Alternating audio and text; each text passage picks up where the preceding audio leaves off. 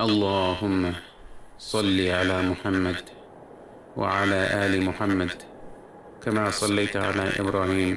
وعلى آل إبراهيم إنك حميد مجيد اللهم بارك على محمد وعلى آل محمد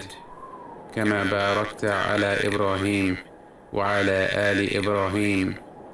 إنك حميد مجيد আবুল আম্বিয়া, নবীদের পিতা, খলিলুল্লাহ, আল্লাহর ঘনিষ্ঠ বন্ধু,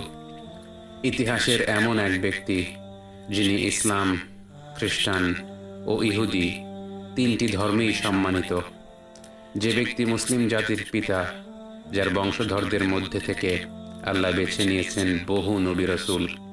এবং যার বংশধরদের মধ্যে থেকেই জন্ম নিয়েছেন সর্বকালের শ্রেষ্ঠ মানব, শ্রেষ্ঠ নবী